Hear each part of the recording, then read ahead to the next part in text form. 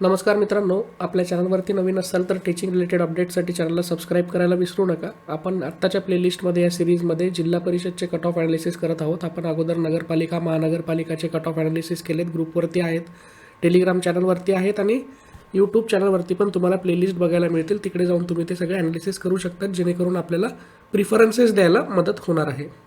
आज आपण जिल्हा परिषद अहिल्यानगरचे कट ऑफ ॲनालिसिस करणार आहोत. त्यामध्ये एक एज्युकेशन लेवल जी आहे ती आहे प्रायमरी आणि मीडियम मराठी असणार आहे. तर सगळ्यात पहिले आपण पोस्ट वाईज आणि सब्जेक्ट वाईज ॲनालिसिस करूयात आणि त्याच्यानंतर मग आपण कॅटेगरी वाईज हे सगळे विषयाचे कट ऑफ ॲनालिसिस करणार आहोत. यामध्ये सेमी इंग्लिशचे आपण कट ऑफ ॲनालिसिस करत आहोत. तर सगळ्यात पहिले आपण अंडर ग्रॅज्युएट टीचर 1ली ते 5वीचे कट ऑफ बघूयात ऑल सब्जेक्टसाठी इंग्लिश मीडियमचे. तर यामध्ये मित्रांनो 70 ॲडव्हर्टाईज पोस्ट होते आणि फक्त 13 कॅन्डिडेट्स एलिजिबल झालेत रिकमेंडेशनसाठी. So we can see that 83 is the cut off over year. 83वरती आपल्याला कट ऑफ बघायला मिळत आहे without any horizontal reservation.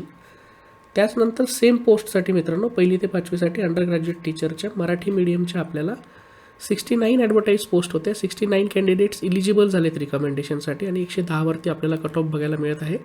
PH category horizontal रिझर्वेशनचा 97वरती आणि ऑर्फनचा 119वरती आपण इथे कट ऑफ बघू शकतो. तर हे आपण इंग्लिश मीडियम आणि मराठी मीडियमचे दोन्ही 1ली ते 5वीचे इथे कट ऑफ ॲनालिसिस केलेले आहेत. कट ऑफ ॲनालिसिस करण्याचे 2-3 बेनिफिट्स असतात तुम्हाला, की तुम्हाला एक आयडिया येऊन जाते की अगोदरचे कट ऑफ काय होते पवित्र पोर्टलचे. त्यानंतर डिफिकल्टी लेवल तेव्हाची आणि आत्ताची तुम्ही कंपॅरेटिव्हली जर ॲनालिसिस केली तर तुम्हाला एक क्वेश्चन सॉल्व्ह करता येतो, जेणेकरून तुम्हाला कट ऑफचा एक अंदाज घेता येतो की +10 किंवा +20 आपल्या मार्क्समध्ये करून यावर्षी आपण प्रिफरन्सेस कसे द्यायचे सायंटिफिकली व्यवस्थित ॲनालिसिस करून. म्हणून आपण हे सगळे कट ऑफ ॲनालिसिस करत असतो. आणि जे नवीन विद्यार्थी आहेत या क्षेत्रामध्ये त्यांना पण आयडिया येते की टेटला आपल्याला किती मार्क्स स्कोर केले तर आपण सेफ साईड राहू शकतो. आता आपण ग्रॅज्युएट टीचरसाठी 6वी ते 8वीचे बघणार आहोत मित्रांनो. 6वी ते 8वी मॅथ्स सायन्सची आता इंग्लिश मीडियमची जाहिरात आहे. इंग्लिश मीडियमसाठी ही वॅकन्सी होती. 19 ॲडव्हर्टाईज पोस्ट होते आणि फक्त 6 कॅन्डिडेट एलिजिबल झालेत रिकमेंडेशनसाठी. आपण इथे 114वरती कट ऑफ बघू शकतो. ग्रॅज्युएट टीचर 6 to 8साठी सेम पोझिशन आहे मॅथ्स सायन्सची. इथे आपण सेमी इंग्लिशची बघितली. आता मराठी मीडियमची बघतोय. 58 ॲडव्हर्टाईज पोस्ट होत्या. 55 कॅन्डिडेट एलिजिबल झालेत रिकमेंडेशनसाठी आणि 83वरती इथे कट ऑफ बघायला मिळत आहे. विथ हॉरिझॉन्टल रिझर्वेशन 120वरती आपल्याला कट ऑफ इथे बघायला मिळतो. टोटल 216 ॲडव्हर्टाईज पोस्ट होत्या. 143 कॅन्डिडेट एलिजिबल झालेत रिकमेंडेशनसाठी. मॅथ्स आपलं चांगलं आहे. आपण सगळ्यांनी टेट क्वालिफाय केलेली आहे, त्यामुळे तुम्ही ॲनालिसिस करू शकता की किती जागा व्हॅकंट राहिल्यात, त्या किती नेक्स्ट फेजला आल्या असतील आणि अशा पद्धतीने आपल्याला आयडियाज जागांबद्दल पण मिळते. आता आपण सब्जेक्ट वाईज आणि पोस्ट वाईज ॲनालिसिस केलं आहे. आपण आता कॅटेगरी वाईज करणार आहोत, म्हणजे आपला हॉरिझॉन्टल आणि व्हर्टिकल ॲनालिसिस आपण कुठे स्टँड करतो हा पॉईंट आपल्याला एक्झॅक्टली मिळून जातो. वेळ वाचवायसाठी आपण काय करणार आहोत मित्रांनो, जास्त वेळ न घालवता मी काय करणार आहे, मी तुम्हाला आता इथे कॅटेगरी वाईज आहेत या कॉलममध्ये. इकडे ॲडव्हर्टाईज पोस्ट आहेत, इकडे नंबर ऑफ कॅन्डिडेट्स किती आहेत इलिजिबल रिकमेंडेशनसाठी आणि इकडे टेटचा कट ऑफ मार्क्स बघायला मिळतो.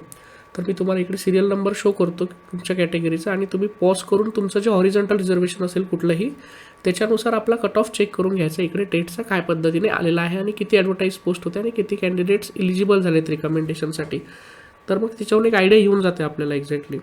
तर जनरल कॅटेगरीचा सिरियल नंबर 1 पासून तर तुम्ही इथे सिरियल नंबर 10 पर्यंत ॲनालिसिस करून घ्या, पॉज करून बघून घ्या व्यवस्थित.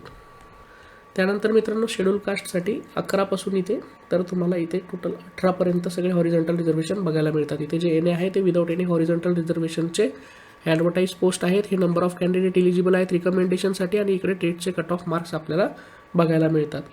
शेड्यूल ट्राईबसाठी 19 पासून तर आपल्याला इथे 25 पर्यंत कट ऑफ बघायला मिळत आहेत विथ सगळे हॉरिझॉन्टल रिझर्वेशन. ज्या आता काही आपल्याला इथे हॉरिझॉन्टल रिझर्वेशन्स बघायला मिळत नाही, कारण हे रोस्टरनुसार इथे ॲडव्हर्टाईज पोस्ट असतात. त्या हॉरिझॉन्टल रिझर्वेशनचं कदाचित त्या सेशनला जागा नसतील म्हणून ते आपल्याला इथे बघायला मिळत नाही. त्या वॅकन्सीज भरलेल्या असतात, त्याच्यामुळे त्या पोर्टलला येत नाहीत.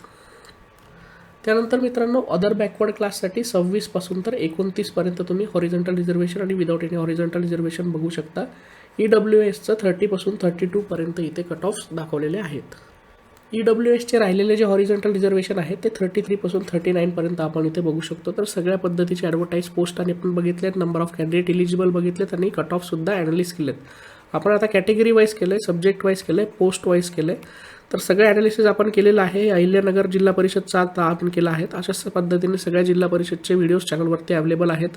नगरपालिका महानगरपालिका पण तिकडे अवेलेबल आहेत. तुम्ही ते सगळे ॲनालिसिस करून घ्या, जेणेकरून प्रिफरन्सेस देताना तुमचा व्यवस्थित ॲनालिटिकल स्टडी झालेला राहील. सगळीकडे कट ऑफ काय होता त्याचा हिस्टॉरिकल कट ऑफ माहीत असला की आपण ॲनालिसिस करून प्रॉपर नंतरचा कट ऑफ पण आपण टार्गेट करू शकतो आणि प्रॉपर सायंटिफिकरित्या प्रिफरन्सेस देऊ शकतो. तर व्हिडिओ आवडला असेल तर लाईक करायला विसरू नका आणि चॅनलला सबस्क्राईब करा. धन्यवाद.